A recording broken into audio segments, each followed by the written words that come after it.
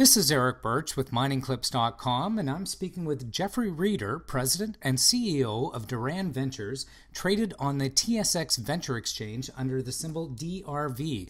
Welcome back, Jeff. Thank you very much, Eric. Well, Duran's been very busy in Peru, completing its construction on its Aguila Norte processing plant.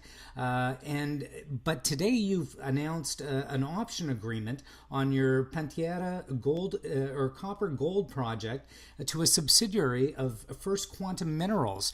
Can you tell us a little bit about the deal, and what is the significance of having such a senior partner in the mining industry? Well, the Panteria project, Duran claimed it. We started staking the claims in the area in 2007. It was a conceptual target on a very large copper gold porphyry system that we believe that exists on the property. We've done quite a bit of work on it, and we've done some geophysics. It was first explored by Rio Tinto back in the early 2000s, where they only did a small magnetic survey and did some initial mapping. But what we did is we acquired the project by application with the Ministry of Mines, and we claimed over 7,000 hectares, and we did a lot of geophysical work and geochemistry, and it showed that there's a strong possibility that a porphyry system, a gold copper porphyry system, exists on the property. Now, this is conceptual, and we used some very good science on this stuff. And it was my team and us that we found that, and we showed it to a couple majors, and First Quantum came in and actually understood what the conceptual model is, and we negotiated a joint venture with them. And what I believe is that in the market, a small little junior like Duran Ventures, it's a difficult project because of the size of these things for these small juniors to have. So what we did is we looked for a partner over the last 6 to 8 months, and we've had good interest. But we like the First Quantum people. They're very scientific, and they're a copper producer. What we did was we negotiated that we gave up 80% of the project for them to deliver a feasibility study. With these large projects, these studies could cost between $50 to $100 million in exploration.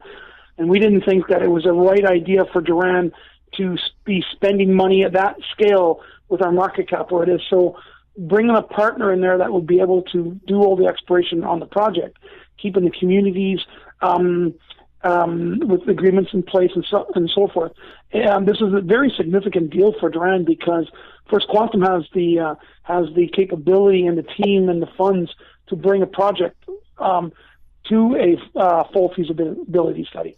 Right. And should they get to the feasibility study stage and get a positive report and decide to make a production decision, how does that translate into value for Duran shareholders?